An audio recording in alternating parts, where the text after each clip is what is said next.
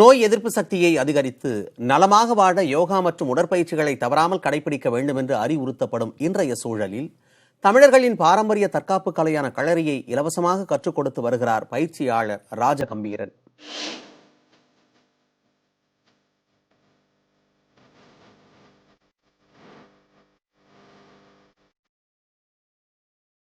சிவகங்கை மாவட்டம் காரைக்குடியைச் சேர்ந்தவர் களரி பயிற்சியாளர் ராஜகம்பீரன்.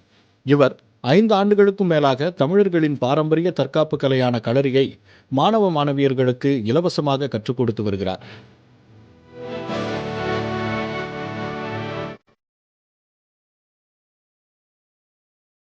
களரி பயிற்சியின் போது உடலில் உள்ள 22,000 நாடி நரம்புகள் அத்தனையும் ஒரே நேரத்தில் இயங்கும் என்று கூறுகிறார் இவர்.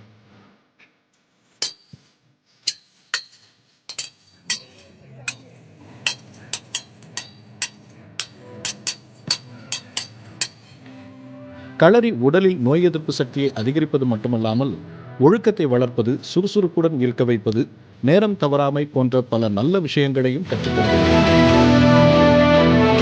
எதிரிகளை வீழ்த்தக்கூடிய பயிற்சி மட்டுமல்லாமல் முழுக்க மருத்துவ சார்ந்த பயிற்சியாகவும் இருந்து வருகிறது களரி.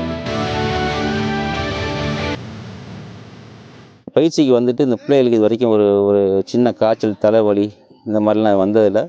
பெரிய நோய் தொற்றுன்னு சொல்லிட்டு யாருமே ஆஸ்பத்திரிக்கு கூட்டிகிட்டு போனது கிடையாது. அது முக்கியமான அம்சம். காலையில் எப்போயுமே 5 மணிக்கு எழுந்திரிச்சு இந்த கிரவுண்டுக்கு வந்துடுறேன். நான் எப்போயுமே களரி செய்கிறதுனால என் உடம்பு பிரிஸ்காக சுறுசுறுப்பாக இருக்குது. எங்களுக்கு உடம்பு நல்லா ஃபிட்டாகவும் எந்த ஒரு பாதிப்பும் இல்லாமல் நல்லா ஆரோக்கியத்தோடு இருக்கும். சிறுவர் முதல் பெரியவர் வரை களரி தற்காப்பு கலையை பயின்று நோயில்லாமல் நீண்ட ஆயுளுடன் வாழ வேண்டும் என்கிறார் பயிற்சியாளர் ராஜகம்பீரன். புதிய தலைமுறைக்காக ஒளிப்பதிவாளர் குமரனுடன் செய்தியாளர் நாசர்.